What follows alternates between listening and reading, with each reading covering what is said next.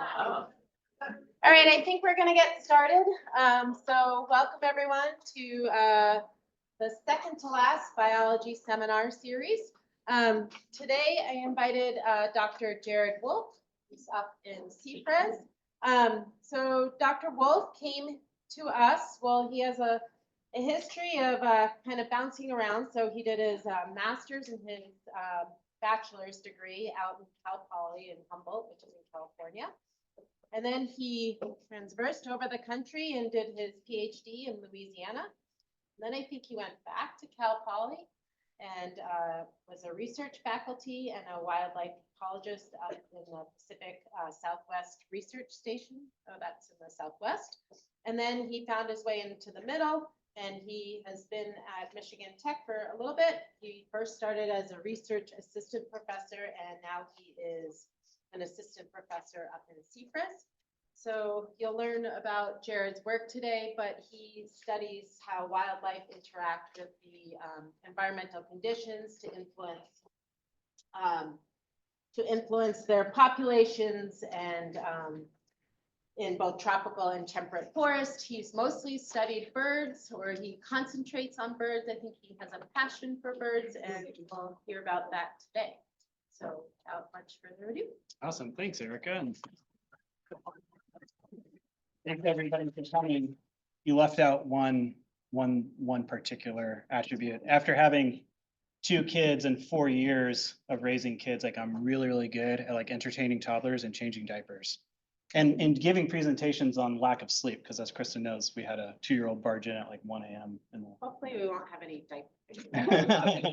There are not.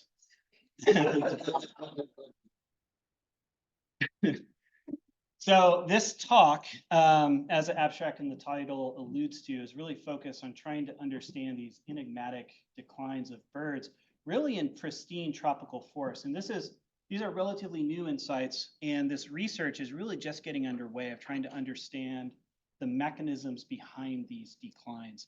But a lot of this research was really fueled by, there it goes. By this paper that was published in Science in 2019 by Ken Rosenberg and his colleagues at the Cornell Lab of Ornithology, which showed, it really shocked the conservation science world and the ornithological world, where they leverage these long-term systematic bird data sets, breeding bird surveys, looking at decadal long declines in bird abundance. And what they found was that approximately we've lost about 29% of our bird abundance in North America since 1970. That equates to about 3 billion individual birds. What's interesting about this data set is, or the results, is they're dissimilar, the declines across taxonomic groups as well as regions. If you notice dabbling ducks and water birds, they've been increasing. And this is largely attributed to some of the great conservation work that's been focused on these birds, both at the federal, state levels, partnering with NGOs like Ducks Unlimited to protect some of those habitats we know are important to their population viability. Largely their breeding grounds in the prairie pothole regions and things like that. If you look below, we can see in our neck of the woods, songbirds, eastern forest birds are experiencing these precipitous declines. And there's a whole bunch of hypotheses that are trying to explain these declines. These largely revolve around habitat degradation, potentially the loss of their invertebrate food resources. This might be driven by pesticides or climatic shifts as the forest understory heats up, causing a bottom-up effect and the loss of these food resources. But this really begs the question, given these pervasive declines in bird abundance in North America, is this really a global pattern, or is it limited to North America? Particularly if we look at biodiversity of birds across the globe, this is a heat map showing species richness of birds. The tropics play a disproportionate, as everyone knows, a disproportionate role in maintaining global patterns of biodiversity. There's this clear latitudinal gradient. If you're heading south, you hit these biodiversity hotspots in the Amazon, in the Gulf of Guinea. There's also another interesting pattern that I'll introduce now. It plays an important role in a little bit. And this is this gradient of life history variation among birds. Specifically, birds in temperate North America tend to put more effort and resources into reproductive effort rather than increasing their lifespan. So this is known as like, commonly referred to as like R-selected or slow or fast-paced life history strategy. As opposed, if you come to the tropics, songbirds might be eating the same food. They can be the same weight. They occupy relatively similar habitats like forest understories. They're going to breed. They're going to put much less effort into breeding, put much more effort into extending their lifespan. This was a very controversial topic for decades, just until recently work by people like Tom Martin, University of Montana, I think unequivocally demonstrated that this gradient of life history variation exists and it's pretty pronounced. And there's a whole bunch of interesting reasons why. Things like, what happened? Well, you guys can focus on this one. Things such as like dissimilar predator communities in the tropics versus North America, also different seasonality in food resources across this gradient as well. I don't think I touched anything. There's probably a wire got loose or something. Sorry. No worries. Yeah, It doesn't say it on here. Sorry. no worries, no worries. We'll just go with one. This has implications for understanding drivers of these declines, because if you are putting more effort into extending your lifespan by having higher amounts of survival annually, you're going to be more sensitive to those factors that influence your survival versus your reproductive output or your reproductive success. So keep that pin in that thought as we move forward. This really begs a question, given that the putative mechanisms responsible for these declines in forest bird abundance in North America, habitat loss, habitat degradation, it begs the question of how do these same factors influence resident tropical birds? And I've spent a lot of time, I've been working on this question since I started my PhD in 2010. I continue to focus on this question largely at this study site in the Central Amazon in Brazil, the Biological Dynamics of Forest Fragmentation Project. It's a great place to study the influence of habitat, forest loss, and degradation on birds because it's the largest landscape experiment on Earth designed to tackle this question. So this is a DVI of the study site. All this dark green is primary forest, and embedded within this matrix of continuous primary forest are these fragments of different sizes, 100 hectares, 1 hectare, 10 hectare. And this project was the vision of a pretty remarkable scientist, Tom Lovejoy, who unfortunately passed away a couple years ago. But back in the 70s, Brazil, as well as a number of other Amazonian countries, were giving deeds of 50 hectares to people who are quote unquote improving the Amazon, basically trying to move people out of the cities into the Amazon, to clear the forest to try to grow crops or ranch cattle.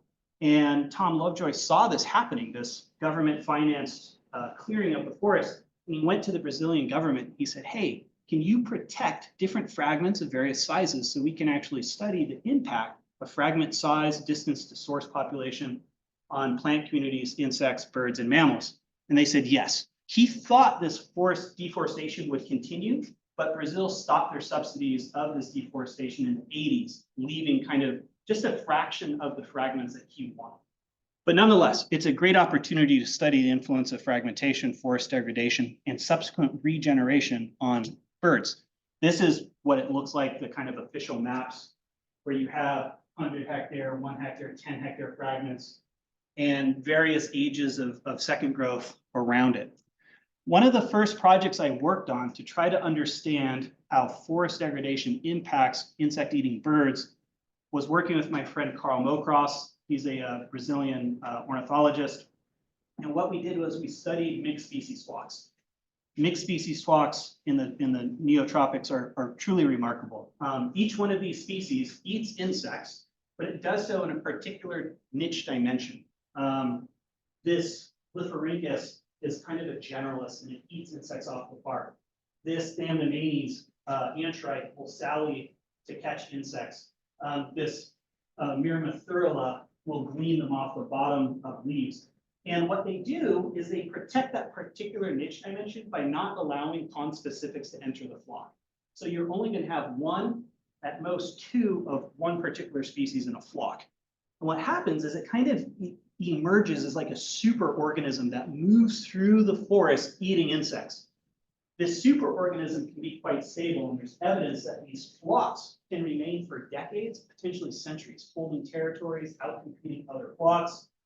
And those birds, of course, individual birds aren't living decades or centuries. As they die, they're replaced by conspecifics to continue these flocks.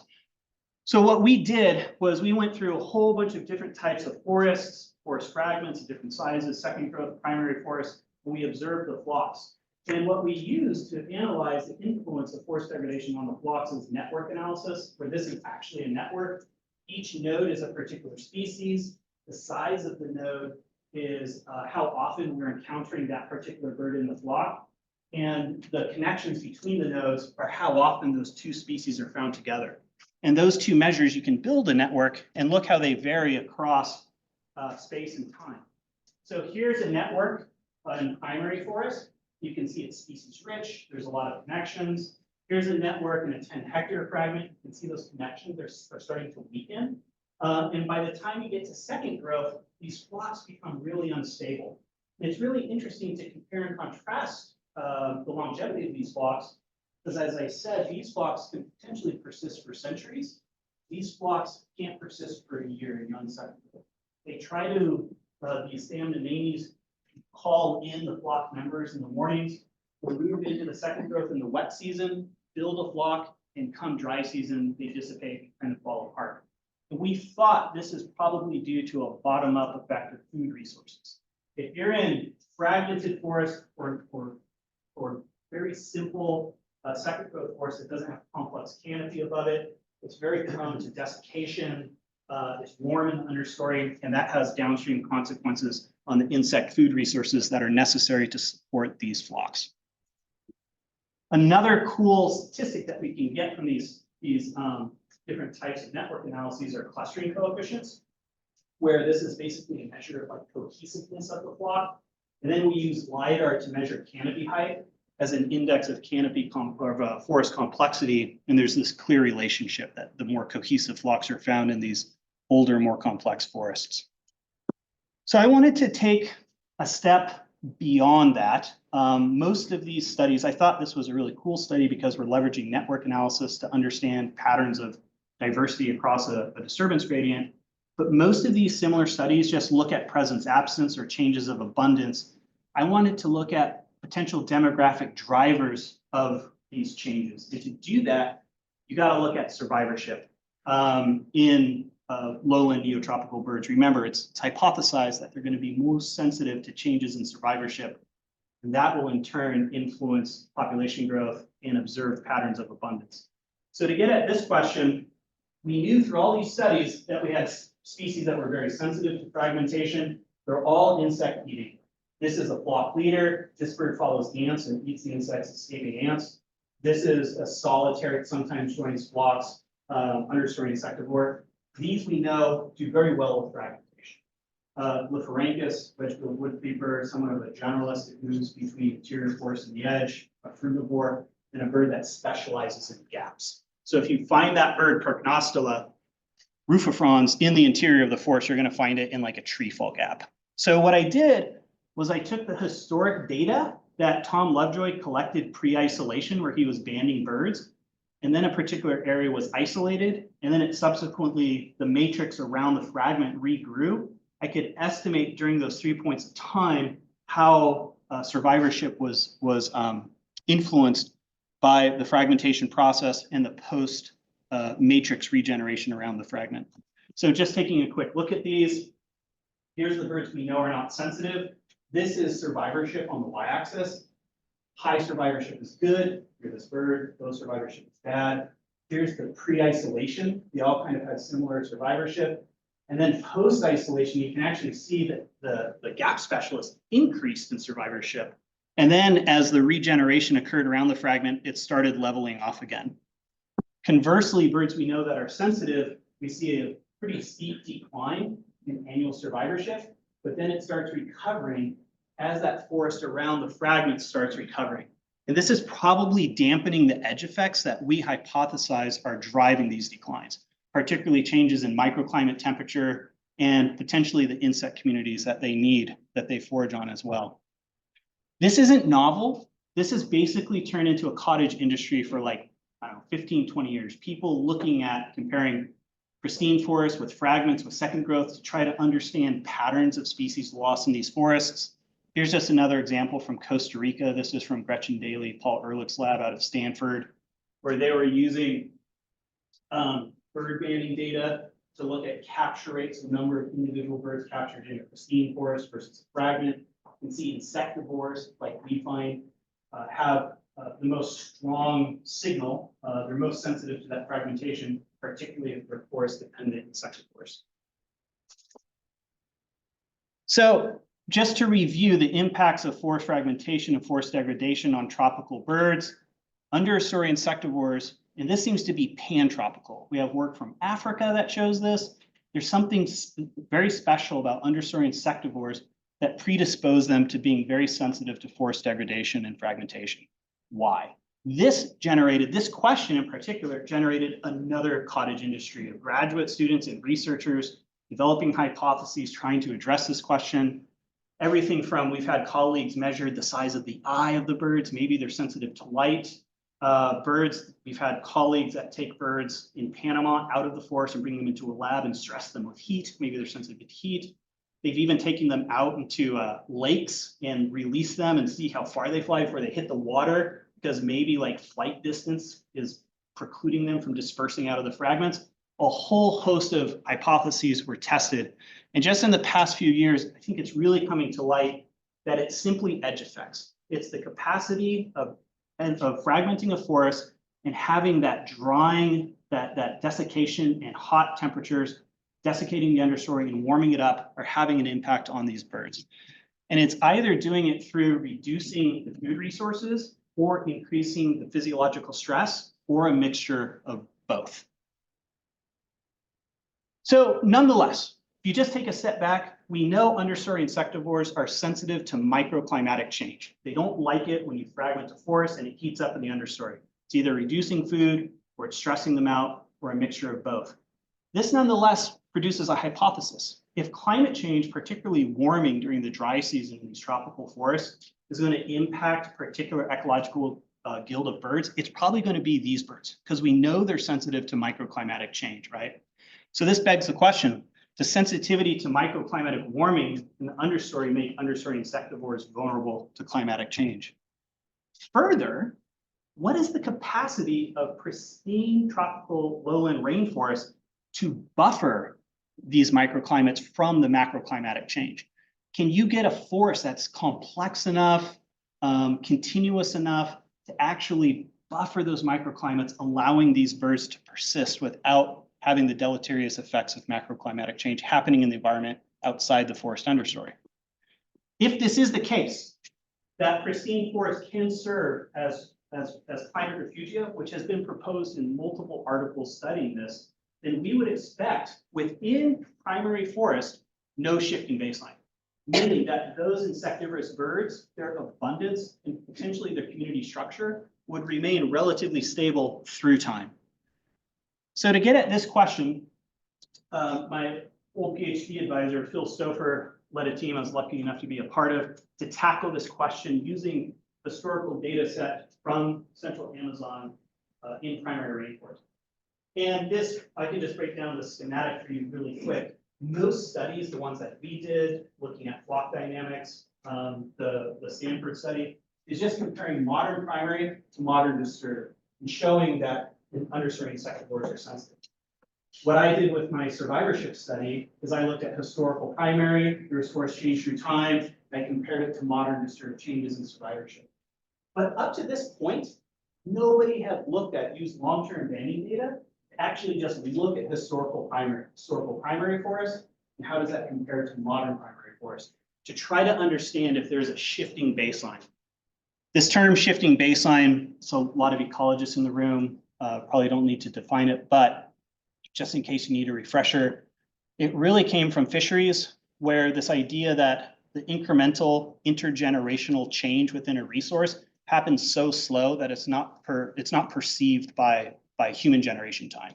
So if you went back 300 years ago and you asked a fisherman or woman in the Northeast, are cod common? They would say, yeah, they're super common.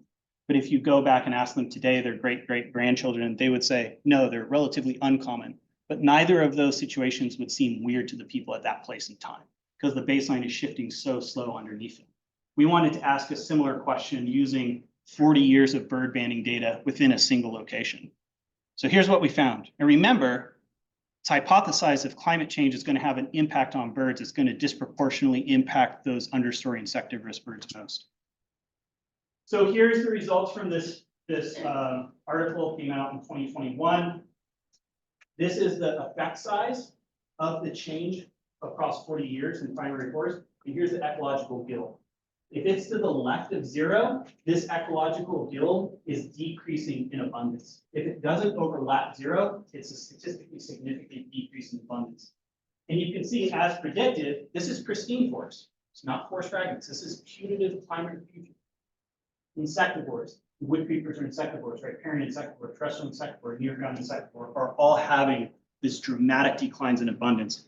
These birds are declining upwards of 50% in their abundance, which is greater than the Rosenberg science paper found, right? The 29% decrease. So an alarming decrease in the number of insectivorous birds in these pristine forests. I had a colleague, Vitek Jernik, who we partnered. He led this as co-author on it, but it was a really cool study where we went through the historical data and actually looked at the morphology of birds and if that's changing over time. And what we found was wing chord, as you would predict, is not changing over a 40-year period. There could be evolutionary forces that are shaping over a longer period of time, but mass has changed fairly dramatically. Not statistically significantly so, but it cuts across communities. Birds on average are getting smaller, they weigh less, and their abundance is decreasing substantially. This might provide some evidence that, once again, this might be a food-driven phenomenon, shifts in food resources across time. So we know there's a shifting baseline in pristine forests in the central Amazon. Once again, this begs the question, is this a local phenomenon or hemispheric-wide phenomenon? Is it occurring in other places in the tropics? To get at this question, you need long-term, systematically collected data sets, and unfortunately in the neotropics, these are exceedingly rare. In fact, if we look at the neotropics, I can only identify a handful. So there's our site in the central Amazon. So this is pristine lowland tropical forests that are not human dominated. And there's a caveat there because it's very hard to find pristine forests left in the neotropics, right? They're all impacted in some way, maybe except for Tipitini and Cochacashu. But BDFFP, where we were talking about Central Amazon, Tortuguero, where I did my master's in Central America and Costa Rica, Barrow, Colorado Island, which is run by Smithsonian Tropical Research Institute, STRI, Limbo Plots, it's run by Jeff Braun and now Corey Tarwater on Pipeline Road in Panama. Tipitini Biodiversity Station, run by University of Florida, John Blake, Betty Lozelle. Terracayas, run by a PhD student, has been banding there for 20 years in use of Ugarte Lewis, and Cochacashu in Manu National Park. This is the data sets we have available to them, and some of them aren't complete. For example, Cochacashu is just 40 years ago, a snippet of bird observations, and then they did a contemporary one that was compared. Tipitini, Limbo, Tortuguero, BDFFP, and Terracaya have been collecting data throughout this entire period, at least 20 years or longer. So what I thought we could just really quick, luckily just within the past couple of years, probably motivated by some of these early papers looking at shifting baselines, a number of these stations have done similar analyses to see if there's similar shifting baselines. So let's go through and review these really quick, starting with Barrow, Colorado Island and Limbo Plots. So the way they handle this at Barrow, Colorado Island, here's a map of Panama, here's Barrow, Colorado Island, is they took a data set of bird observations in Barrow, Colorado Island 100 years ago, and then they redid that data set contemporarily today. They then went across the adjacent mainland regions of Panama, looked at the bird communities, did a cluster analysis, and those clusters fell into 2 clusters. They then compared those, that showed here, cluster 1 and cluster 2. They did not include Barrow, Colorado Island in the cluster. They then asked, what are the environmental variables driving these clusters? They found it's kind of the ambient precipitation. Cluster 1 is much more associated with dry forest, and cluster 2 is much more associated with wet forest. They did something really cool. They took the community of birds from Barrow, Colorado 100 years ago and asked, is it going to fall in the dry forest cluster or the wet forest cluster? And what they found was 100 years ago, it falls into the dry forest cluster. And then now it falls, 100 years ago, it falls into the wet forest cluster. And now it falls into the dry forest cluster. So there's this shifting baseline that's occurring in Barrow, Colorado Island, pushing the bird community, one that's more associated with wet forest to one more associated with dry forest. When you peek under the hood, look at which birds are dropping out of that community, causing this change. This is the Transmithian bird communities that are occurring across Panama. And here's the ones that are occurring just in wet forest. And you can see that the ones going extinct in BCI are largely associated with wet forest. So it's wet forest understory birds that are going locally extinct in Barrow, Colorado Island. It's responsible for this baseline shift, going to more of a dry forest type bird community.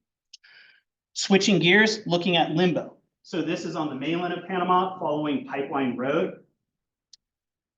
Here's a similar, so they're using, it's like 30 years of data, maybe a little shy of 20 years of data.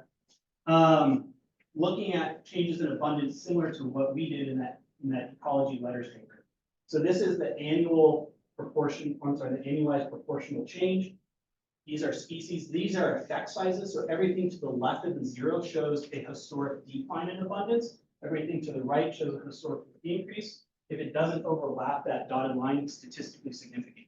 This is just a community in collapse. This bird the bird abundance here has decreased by about 75%. And it cuts across all birds, not just insectivores, frugivores, omnivores, granivores. It's quite dramatic. Here's a box and whisker plot showing, I put a little red line in here to show this. Looking at the proportional change across time. So the only group that's not showing a marked decrease in abundance across time are hummingbirds, which are quite well known for doing good with degraded landscapes. They like edges a lot of times, many of these species. So this community is in almost complete collapse. So moving on to Tipitini Biodiversity Station, unlike Panama, which Barrow, Colorado Island is an artificial island just created during the creation of the Panama Canal. Limbo plots are in intact forest, but it's along a road, Pipeline Road. Tipitini is in the most biodiverse place on Earth. It's in the Yasuni Biosphere Reserve. I was lucky enough to work there for about a year back in my 20s. It's a truly remarkable place, and it's probably one of the most pristine forests you're going to find in the Amazon. So John Blake and Betty Lozelle have been banding here for over 20 years. Here is showing this is a paper they just published this year, showing capture rates across those time. They have two plots, Puma plot and Harpia plot. And here's capture rates of birds showing just this dramatic decline. John Blake also does point counts, visual observations for birds, and a similar decline in birds. They've estimated about 50% of their abundance in Tipitini, Ecuador, in this pristine environment. When you break apart these declines by ecological guild, you see this kind of familiar pattern, right? These are the effect sizes of the correlation of abundance with time. So it's showing a negative correlation in Harpia plot, a negative correlation in Puma plot, and this is the correlation between the two plots, their change. Aerial insectivores, terrestrial insectivores, bark insectivores, army ant followers are leading this charge in this collapse of the bird community. Like I said, they've lost probably about 50% of their abundance of these insectivorous birds over this period of time. Moving on to Cochicashu. This is a Manu National Park. They don't have banding data, and they don't have a continuous data set. They have data from about 40 years ago, and then a contemporary data set that's not banding, it's observational data, but they estimated densities of birds. This was published just last year, and remarkably, no change. So we went from Central America to the Central Amazon to the Western Amazon, and here there seems to be something special about Manu National Park, or at least this station, where this is the overall change across time. You can see here's the insectivores. This is terrestrial, understory, and arboreal. If anything, there's an incremental increase. Those granivores, which is kind of weird, there's not many granivores in pristine Amazonian rainforest. Those are bamboo specialists. So they're kind of outliers. They're endemic to bamboo forests in the Western Amazon. They're not really comparable to what we have in the central Amazon, and there's not many bamboo specialists in Tiputini, so they're kind of outliers that way. But this is really striking. It bucks the trend of these declines. So just to summarize, there's dramatic shift in baselines, right? 50% decrease in abundance in Brazil and Ecuador, 75% in Panama, except for Peru. And why is Costa Cashew unique? When you take a step back and you look at all these study sites, it's the only mature floodplain we have. All the other sites are upland, what we call in Brazil, terra firma forests, because those are the best places to work. You don't want to work in a swamp, right? So we're kind of biasing our sample, but terra firma forests are about 85% of the landscape of the Amazon. So they're very reflective, right? But Costa Cashew is really unique because it's this mature floodplain that gets regularly inundated with water. And potentially that might serve as some buffering effect against these microclimates that are changing the understory of these birds, having this negative impact on birds. So is this evidence, but we haven't even talked about climate change. It's just these broad patterns, right? Is this evidence of climate change? There's a lot of people out there who think potentially there's other things, new pesticides in the atmosphere that are being deposited on these pristine forests, depleting the insect community or directly harming the birds, right? Is it really climate change? And does floodplains actually serve as climate refugia? It's a good question. So to get at this question of whether or not it really is climate change, we need to model the impact of climate change and measurable changes in the climate on demographics of birds. So to do this, we're going to go back to Brazil, and we're going to use the long-term data set from pristine rainforest to try to answer this question.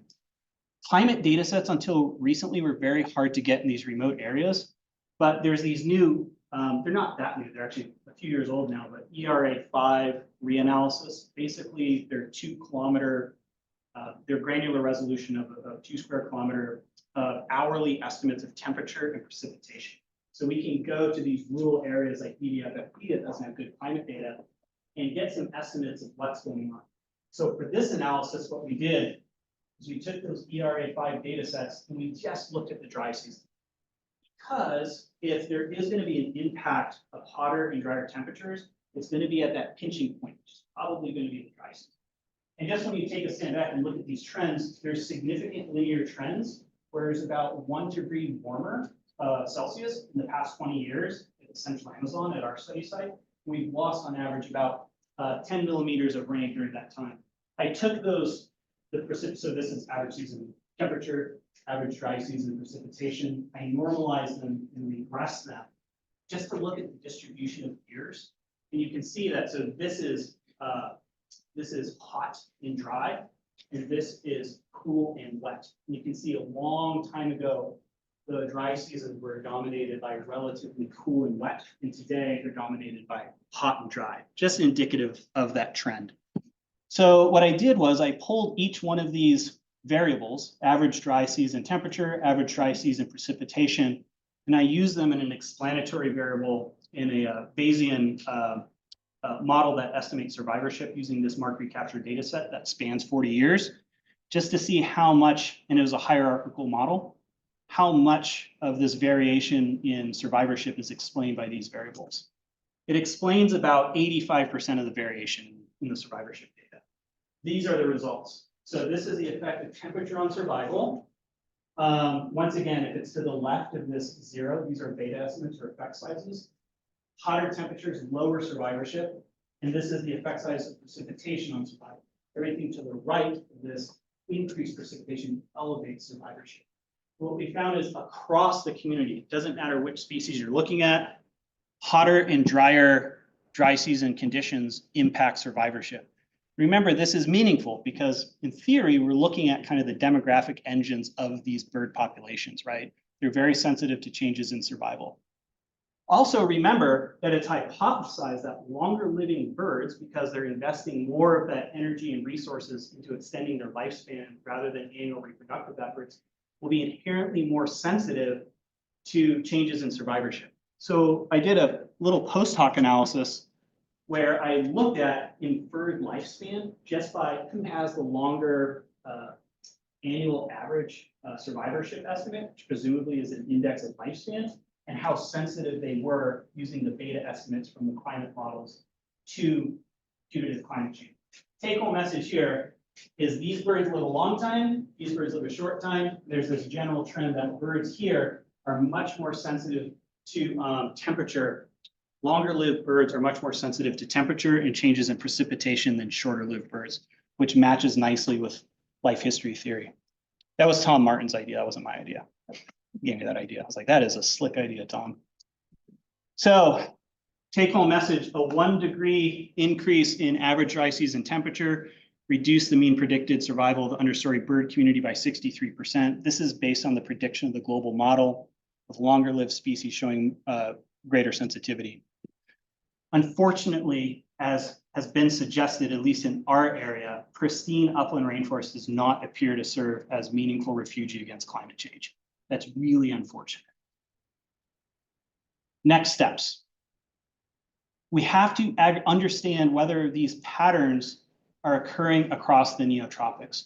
Each of those locations that I showed you on the map have like strikingly unique background weather patterns. Tarakaya in southern Peru gets really cold with very distinct dry seasons. Tiputini remarkably doesn't have a dry season. It's just wet year round, right? With little variations in temperature. Panama gets really dry, but it's the opposite of the timing of when it's in the central Amazon. So they're each doing their own thing climatically. So you have to have, you have to aggregate the data together and then develop climatic variables that are specific to each region that you think would have the most impact. So to do this, we built the dream team, which is great. It's about 1.5 years ago. I got it was when I was working on these survivorship models. I got as many people have access to these unique long-term bird banding data sets. John and Betty from Ecuador, Mauricio from Peru, Corey, she's now in Wyoming, but she runs the limbo plots, as well as some David Luther, who's my co-PI, that we're jointly running the bird project at BDFFP now. I have access to the Tortuguero, Costa Rica data set. And then we're enlisting the help of some like top-notch Bayesian demographic modelers, Gonçalo Ferraz from Federal University of Rio Grande do Sul in Brazil, and Jeremy Collins from the University of Oregon. And so we've been having meetings every other week for the past 1.5 years, and we've just now harmonized the data. That's how long it took. It's incredible lift of taking decades and decades of data that was collected differently with different efforts, different types of nets, different climatic regimes, and bring it all together in a meaningful way. And just like 2 days ago, we ran the NOAA model and it worked. It's for over 500 species, a hierarchical model of estimating survivorship for 500 species across the neotropics. So it's probably going to be another like year till we are ready to write this up, but hopefully it will provide deep insight into the climatic mechanisms driving the demographics or the vital rates of these birds. So next steps, experimentally isolate the proximate mechanism. Is it decrease in vertebrate food resources? Is it physiological stress, or both? And I'll just play this video. This is me in Brazil a couple months ago. Rather than me jabbering, it's kind of cool to me giving a little elevator speech about this experiment from the field. Let's see if this works.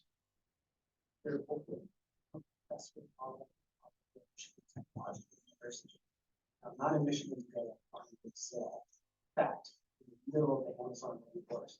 We are just about to conduct a full irrigation experiment. This is in collaboration with Dr. David Luther at George Mason University, Dr. Cynthia Cornelius at the Federal University of Manaus in Brazil. What we're aiming to do is take water from a small reservoir about 1 kilometer away and put it all that way in to this primary rainforest that I'm standing in right now and irrigate the understory. And you would be correct to ask, why would you do such a thing? Well, what we're aiming to do is try to understand how birds respond to this artificial irrigation. Just a little background information. Understory birds and insects in these forests have been declining over the past 40 years. Some species have been reduced in abundance by about 50%. More recently, we conducted an analysis that demonstrated increasingly hot and dry season conditions associated with global climate change is responsible for these bird declines. So these birds really do serve as sentinels of global climate change and broader disruptions to the whole ecosystem that we would find within these rainforests. So what we aim to do with the irrigation experiment is to try to mimic the precipitation regimes that we found here 40 or 50 years ago. Prior to the experimental irrigation, we're going to be doing point counts, putting out on the recording units. This is to just sample the entire bird feed. What birds are here? We're also putting up nets with capturing birds, taking their internal temperatures to try to understand how hot they are, taking a little blood to try to understand how well fed they are, ketones, triglyceride analysis, and then we'll start the irrigation experiment. Come back several weeks later and re-sample the entire bird community as well as those individuals, try to understand how they're responding. Hopefully, we can identify those microclimatic conditions that support abundant and healthy bird communities. Once we understand those conditions, we can then search for those conditions across the landscape to identify climate change refugia, aiming to protect those areas to hopefully buffer biodiversity from this onslaught of climate change and this dramatic change that these birds are just not adapted for. So I look forward to sharing the results of this experiment maybe in several months' time, and we'll have a better understanding of how birds respond to more historic patterns of rainfall in this part of the Amazon rainforest. So fast forward 2 months later, we've done this isn't very dramatic because we like literally halfway through the field season, we have a whole other field season to go. But I was down there training the field crew and Stefano, our crew leader, I'm like, give me the data. I want to analyze the data so bad. And here's the most exciting feature. I know it's not a great figure, so I did it a couple days ago. But we're taking blood and looking at triglycerides, these point of care meters in the field, which is basically free floating acids, how well fed the birds are. Also internal temperature. We don't see a difference in internal temperature. We could be measuring it wrong, but there's a strong statistically significant difference in increase in triglycerides. So the birds do seem to be more well fed when we artificially irrigate the understory. And I could give a whole talk on trying to artificially irrigate understory the middle of the Amazon. It's not an easy task, right? Took about a year to engineer and working with Brazilian engineers. And there's tree falls and it's nuts. People stealing stuff. It's crazy. So next step, call attention to our findings. That Rosenberg paper that was published in Science was featured in numerous newspapers and magazines. Our data is not as systematically collected, nor as spatially representative of the whole entire, South America as his data set was for North America, but there still is some pretty interesting findings, and we're going to have more interesting findings as we harmonize these data sets. But we just had our first magazine article. This is from Living Bird, where they interviewed John, Betty, and I about these bird declines. And this is just one quote that I like because it's really starting to guide the future direction of the research. I'm getting very tired of just writing obituaries for birds, just going in and seeing like, oh, they're doing horrible, right? It's really time to try to mechanistically understand what's driving these birds' declines and try to leverage that into identifying meaningful climate refugia and hopefully integrating that into policy. So next step is just that. Tao Lu, he has remote sensing expertise in our department. Myself submitted a proposal to NASA where we're going to be trying to link in situ measures of avian demographics with putative climate change refugia as detected through remotely sensed data. And if we could actually use remotely sensed data as ground truth through the birds to identify meaningful refugia, then we could, well, that would be a huge service to trying to identify potential future climate refugia parks, networks of protected areas. This would ultimately have to rely on policy. And there's a lot of energy around this 30 by 30 framework. This is it was being pushed by the Nature Conservancy and subsequently by the United Nations. It's now been through the United Nations, there's over 130 countries as signatories. The 30 by 30 means you're going to protect 30% of your marine or aquatic, 30% of your terrestrial political territories by 2030.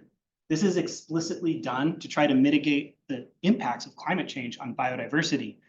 But I think as we're starting to learn in the most biodiverse places on Earth, just simply protecting forest is not enough. You have to identify which forests like Costa Cashew versus the limbo plots are actually going to be protecting biodiversity moving forward. and try to come up with a more strategic identification of these refugia that could be integrated into this policy. So I'll just end with this. Like I said, more than 130 countries have adopted the 30 by 30 framework. This includes the Biden administration. But can we start using this information, and I hope we can over the next few years, to try to push towards a more informed version 2.0 of 30 by 30 that prioritizes tropical climate refugia, and hopefully build that like Noah's Ark we need to try to ensure the persistence of these sensitive bird communities into the 22nd century. So there, it's the end of the talk. Hope you're not too depressed. Tried to end on a positive note, but a lot of funders have supported the work at BDFFP over the past 40 years, and happy to take any questions. Thanks.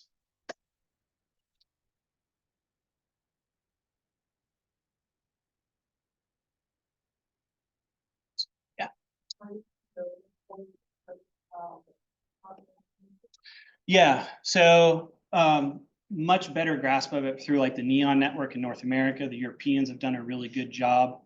Nothing that systematic has been done even in these long-term sites. The most that they've done, and they're pretty cool. In Tipitini, there's been a bunch of entomologists that would put out black lights, and they would just take pictures of the black light insects on their sheets. And they have hundreds of these pictures because people collect insects in the Yasuni Bioreserve all the time. And then they actually compared those systematically to contemporary photos of blacklights. And there's a massive reduction of insects.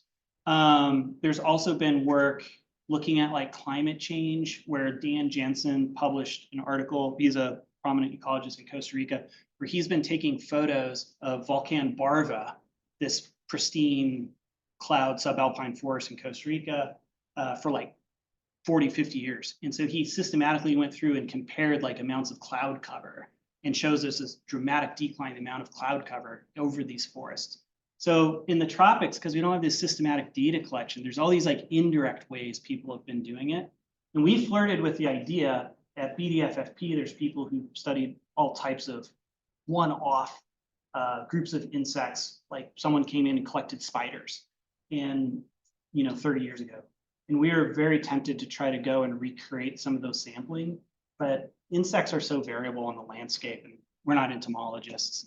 So it's a huge hole in the data of understanding how climate change is actually impacting the insects. We're hoping these experimentations, we have insect people going and collecting ants and spiders and whatnot in the irrigation plots, and we're hoping that might provide some insight to the mechanism of understory drawing. But no, it's a really good question.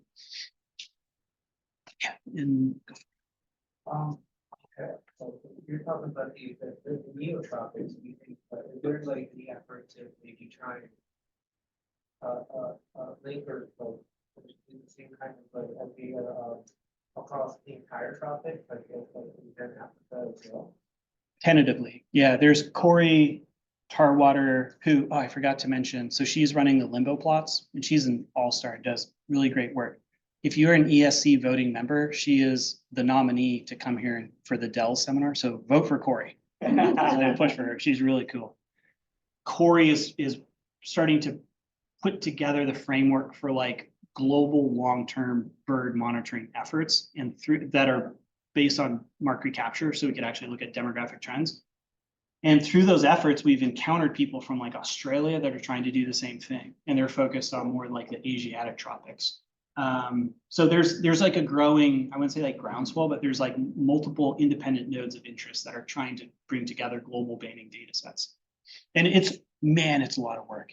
It's crazy to harmonize that data, like literally a year and a half, because you're not only herding cats, you're having to like massage the data to have it. It's nuts. I couldn't imagine doing it at a global scale. It'd be very difficult. Question about? Well, this.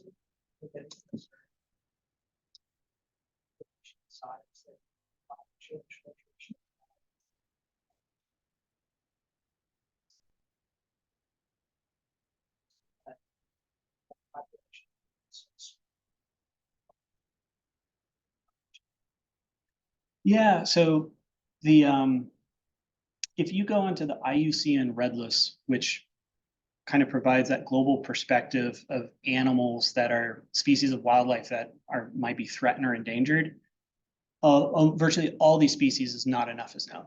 There's such little research done on them.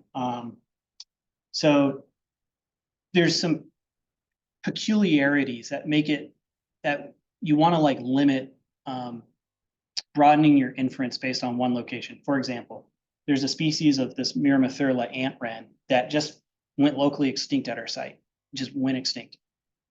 Very peculiar. Rufous-bellied ant wren is the common name. And I went north about, I don't know, 100 kilometers in a reservoir and went onto an island to do some unrelated work.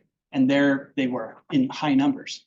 So there's a lot of like vagaries of maybe disease and other things that might be interacting with climate change or food availability that are driving these like very dissimilar distributions and local extinction events of these birds. But when you get these types of results where you have like clear across an entire community, birds are declining in abundance, you know there's a signal. But when you're looking at individual birds, you have to be a little cautious in drawing conclusions from a single species from a single site. But I don't know if that answers your question. There's not enough information is known about these populations scaled across the Amazon to say whether or not they're endangered of something like having so low of a population density as facing extinction. Carson? Your wet site was the only site that didn't have any bird banding data. Does that make that data harder to compare to the ones that do have bandings? Because you're saying this is the only site where we didn't see a decline, but you have kind of not the same comparison. How confident are you that there was no decline and that it is the wetness that leads to no decline? Well, I'm confident in that team. So it was led by this guy, Ari Martinez, who's now at UC Santa Cruz. And that's all downstream from John Terborg's lab, who does fantastic work in the tropics. They're very diligent. I know they worked on that paper for a long time. And John Blake and Betty Lozelle were the only ones who systematically did observation-based data and banding data. And they're just paralleled each other.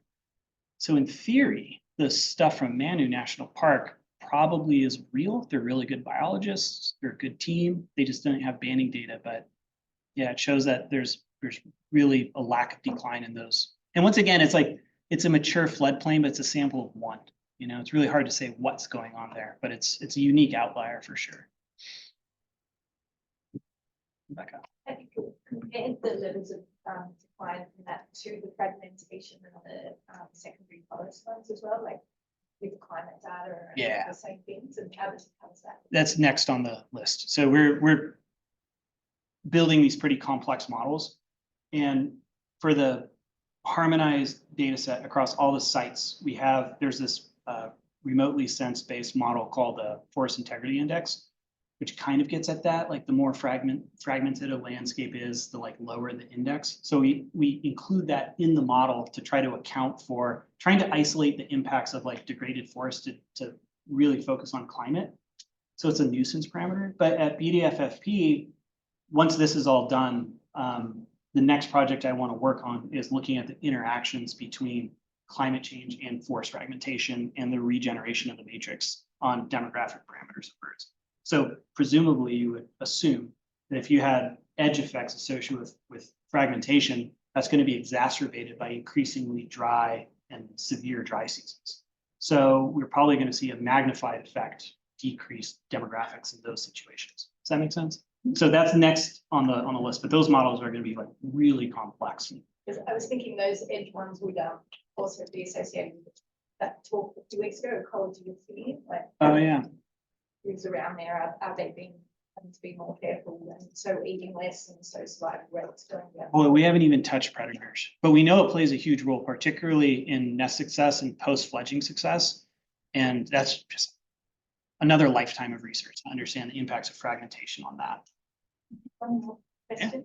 That water that you're bringing in, are you checking it for like insects and things in there to see what you're bringing to the forest and how that will affect it? There's so many things that could be affecting it. Like we have giant sprinkler systems that are like, we're trying to do a soft sprinkler, but it could just be annoying the birds. It could be spreading insects. And there's like a million things that we could be disrupting to the forest that would like preclude us from understanding how irrigation affects it. It's a very sloppy experiment, but it's like super ambitious and very hard to pull off. But no, we're not taking into account a number of things we should be taking into account. All right, well, let's thank Dr. Wolf. Thanks.